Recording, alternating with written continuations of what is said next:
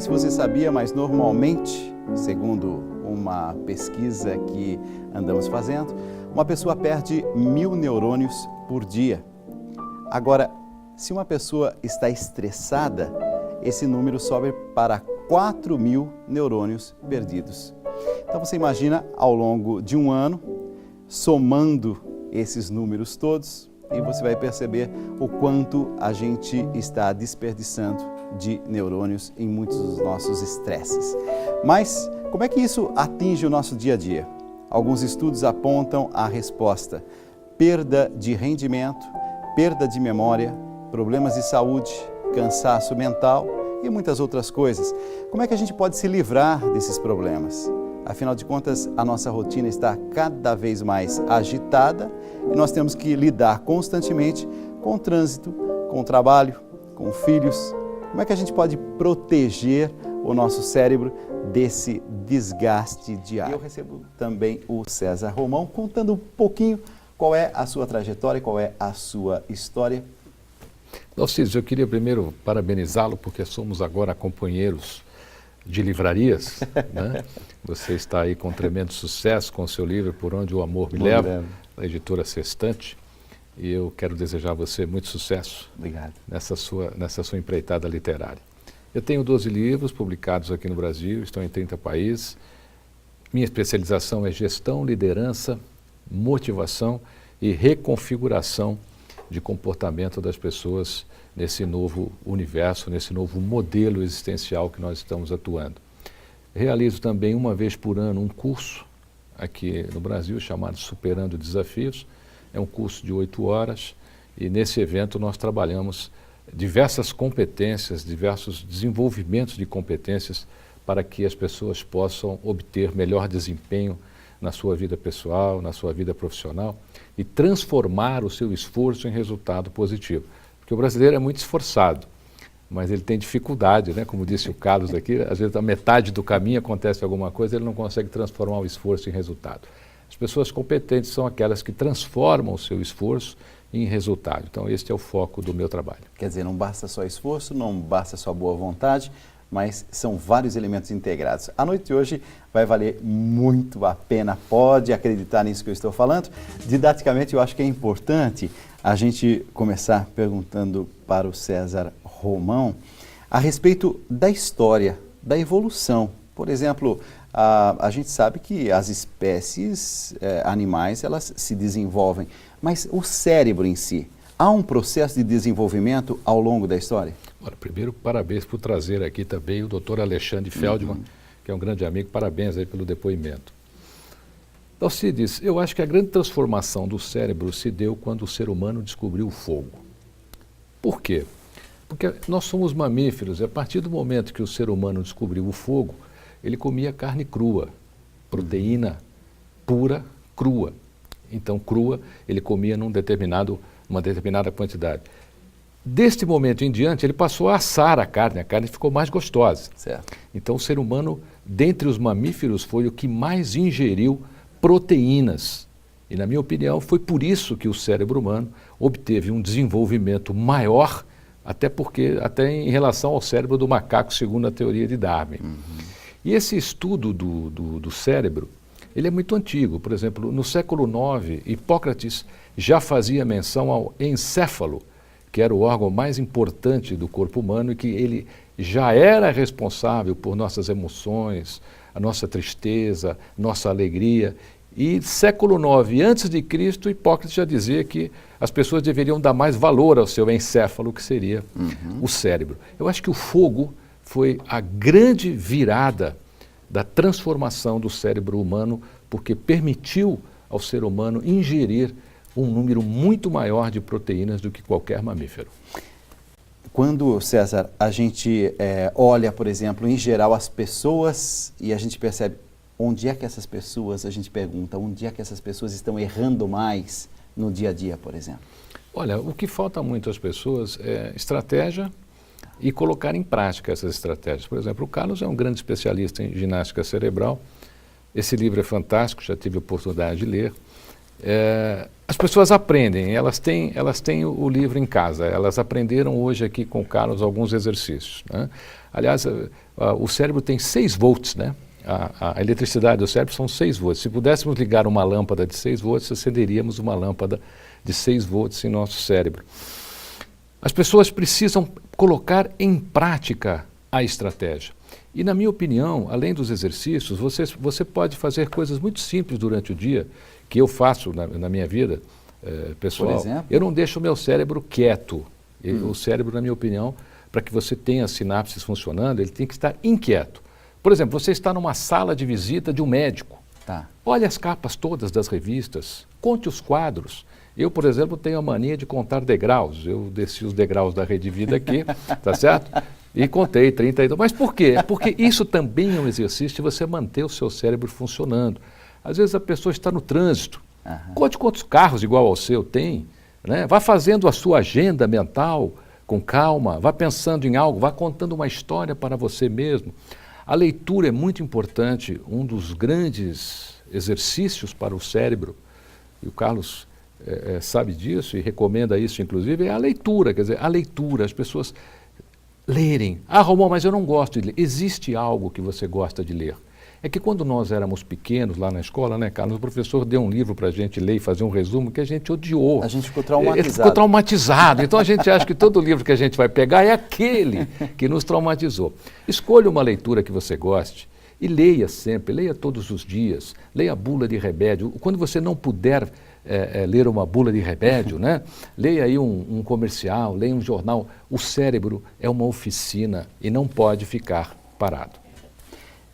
Eu tenho também em mãos o livro de César Romão, um dos livros de César Romão, Só o Amor Não Basta. Só para entender o título, de onde veio a inspiração do Só o Amor Não Basta. Interessante, Dalcides, quando terminam as minhas palestras, que são sobre liderança, motivação, gestão, carreira, as pessoas não vêm conversar sobre esse assunto comigo, elas vêm falar de relacionamento.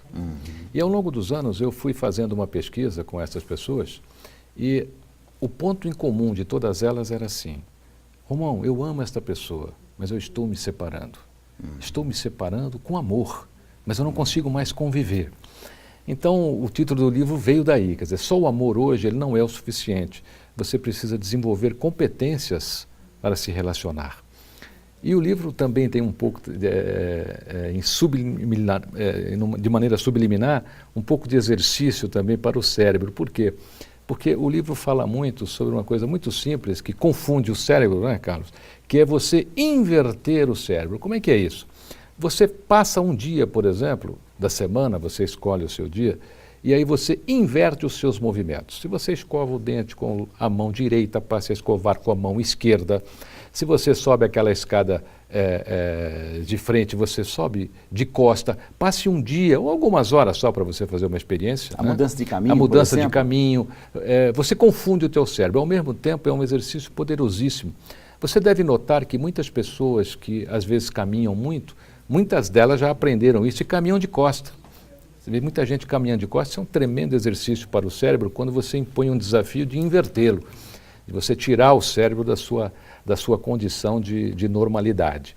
E no casamento e no relacionamento, o livro é mais ou menos assim, quer dizer, você precisa desenvolver competências além dessa normalidade que a gente conhece de achar que o outro vem pronto, que o outro é a tampa da sua panela. E eu vejo aqui que você está dizendo, na página 95, sobre acreditar estar sempre certo numa discussão. E você diz que muitos dos problemas de relacionamento estão diretamente Aliás, numa relacionados... discussão de casal, né? Eu nunca vi ninguém estar errado, né? Eu sempre está certo, principalmente a mulher, né? Sempre certa, né? Amigos...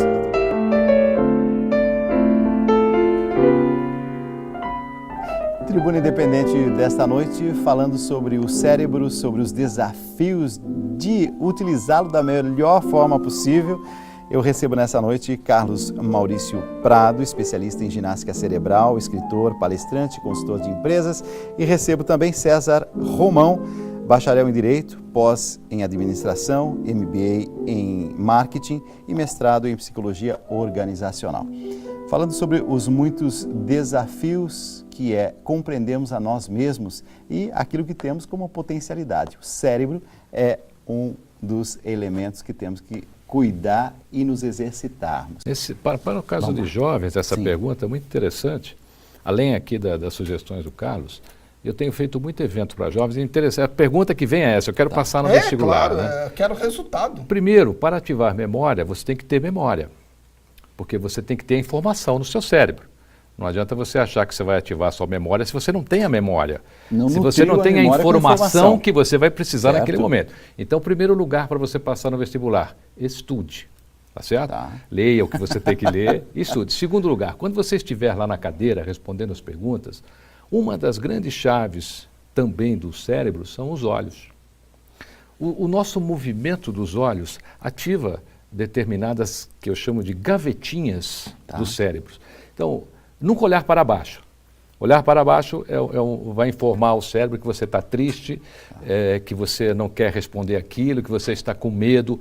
Muitos vestibulandos ficam naquela cadeira e ficam exatamente com essa postura, sensação, passando essa informação para o cérebro. Olha, eu estou triste, eu não vou conseguir. Tá. Então, o que você vai fazer quando você estiver sentado lá? Se não deixarem você levantar e fazer os exercícios que o Carlos mencionou agora aqui, você pode fazer o seguinte, olha, como é que você vai resgatar as informações que estão no seu cérebro? Primeiro, olhe para sua direita, depois olhe para sua esquerda, depois olhe para cima. O que você está pedindo para o cérebro fazer? Você está dando uma ordem a ele, olha, reúne as informações que eu preciso e me mostre, porque quando você olha para cima, você está acionando a sua criatividade, você está acionando o seu ponto de inteligência. Então, o movimento dos olhos, ele é muito importante. O movimento dos olhos ele foi descoberto em 1965 por John Grinder e Richard Blonder, que foram praticamente as pessoas que institucionalizaram a neurolinguística aqui no Brasil. Essas experiências foram feitas com milhares de pessoas e o resultado é fantástico. Vamos a mais perguntas de telespectadores. Estamos falando de memória e a Patrícia Zanetti, de Curitiba, no Paraná, está perguntando justamente como apagar da memória lembranças ruins. Existe algum exercício mental para apagar essas lembranças? Tem, César? Olha, a nossa memória, isso não é memória, não é lembrança que eu chamo de lembrança física. Não é lembrança que seria a lembrança elétrica, não seria o impulso elétrico dos sinapses, não seria uma informação. O que você está querendo tirar da sua vida chama-se memória afetiva. O que é a memória afetiva? É a memória do nosso DNA, é o que mexe no nosso coração, é o que mexeu na nossa alma. Certo. É aquela tristeza que ficou cravada, não no nosso cérebro, ficou cravada na nossa alma, no nosso corpo. Isso chama-se memória afetiva, não é memória cerebral, é uma questão de afeto. Eu tenho recomendado às pessoas que busquem profissionais, principalmente psicólogos, né, que possam trabalhar essa parte emocional para que a pessoa vença isso. Se for uma memória afetiva muito forte, você não vai conseguir isso sozinho. Se for uma memória afetiva que não é muito forte, não foi muito marcante, existem técnicas para você vencer essa memória afetiva, somando a ela coisas positivas. Por exemplo, se você foi infeliz numa determinada área, você vai lá e diz, poxa, mas agora eu quero ser feliz nessa determinada área. Que competências eu preciso desenvolver? Emocionais, sentimentais, para reverter isso. Coloca alguns desafios. Agora, se for muito difícil, infelizmente você vai precisar de um auxílio psicológico. Nós temos mais 7 minutos de programa. E agora a gente vai fazer um jogo rápido aqui, pode ser? Pode ser. Vamos começar então com as perguntas das pessoas nas ruas. Vamos lá. E as respostas rapidinhas, vai. A Wanda Roberta de Sertãozinho pergunta para o César Romão: eu tenho muitas ideias de resolução de problemas, mas eu não consigo colocá-las em prática. O descompasso entre a teoria e a prática. Mais vale o que se aprende do que o que se ensina, né? Normalmente, quando as pessoas têm muitas ideias, e por incrível que pareça, nem sempre essas ideias são ideias que funcionam. Você pode ter 1000 ideias para resolver um problema e nenhuma funciona, por isso que você não consegue resolver o problema. Você ainda não identificou a ideia correta, o comportamento correto para resolver aquele problema, porque se tivesse identificado, ela teria acontecido. Às vezes as pessoas buscam 10 soluções para um problema e nenhuma daquelas é a suficiente. Eu acho que é isso que está acontecendo com você. Com relação aos professores, se você me permite, eu queria deixar uma sugestão aqui, que os professores precisam ser treinados nisso. Isso precisa entrar na didática de formação dos professores, para que eles possam aplicar em sala de aula. Inclusive, o Michel Arthur, legal, ele pergunta para o César como motivar uma equipe de venda através de técnicas cerebrais, mas voltada especificamente para vendas. Olha, normalmente, o que você tem que trabalhar numa equipe de vendas, primeiro é a autoestima e o compromisso, né? As pessoas têm que estar comprometidas e integradas com a estratégia que você montou aí. Eu vou sugerir a você que entre no meu site, você tem uma série de estratégias lá e você poderá aplicar essa estratégia, ou entre no meu Facebook, que é facebook.com/César Romão. Todos os dias, às 7 horas da manhã, eu escrevo um texto sobre vendas, motivação, gestão e liderança. Todo dia eu escrevo. Já está no número 370. E você pode aproveitar esses textos que eles já são formatados mais ou menos no sentido da sua pergunta para auxiliar a sua equipe. Inclusive, nessa conversa toda, eu queria deixar até aqui, se você permitir, claro, fiz uma homenagem a um grande paladino do treinamento cerebral também, que é o professor Reinaldo Polito. Sim, que através do seu método de oratória, treina aí milhares e milhares de cérebros desse país para se comunicar melhor. Inclusive o Polito com a gente na próxima semana. A Ana Beatriz, aqui de São Paulo, quer saber se dormir ouvindo música é uma coisa boa. Olha, eu pessoalmente, eu acho que depois que você dormiu, você não ouve mais nada. Né? Dormiu, o cérebro adormeceu, está pronto. Tem muita gente aí que diz que aprende chinês dormindo, aprende inglês dormindo. O cérebro é importante que ele descanse. Se você está ouvindo música, e o Carlos, quero ouvir a opinião dele também sobre isso, quer dizer, na minha opinião, você está com uma parte do cérebro funcionando, porque você está ouvindo música, mas você quer dormir, você está ouvindo música, mas você quer dormir. Então você não está descansando o seu cérebro. Eu recomendo que você utilize uma música até o sono chegar, quer dizer, põe um timer aí na sua música e dá sossego para o seu cérebro, tá bom? Eu gostei tanto da conversa que eu continuaria aqui conversando com o César Romão e também com o Carlos Maurício Prado. Eu quero agradecer profundamente vocês, quero dizer do livro de César Romão, Só o Amor Não Basta, e de outros 12 livros. São 12 títulos no Brasil, estão em 30 países, inclusive na Rússia. Eu tenho uma surpresa muito boa de lá, as pessoas escrevem, estão sendo adotados, tem 8 títulos lá. E sabe que interessante, Carlos e Dalcides? Os problemas dos russos são os mesmos que os nossos. Tudo que a gente está conversando aqui, eles conversam lá, os problemas são iguais. Então, tenho certeza que vocês vão voltar, porque é de uma riqueza e é uma noite realmente muito especial para todos nós. O programa não terminou não, a gente vai para um rápido intervalo. Já já eu volto com aqueles 3 minutos de reflexão na sua noite, para você então reencontrar a sua paz. Já volto já já.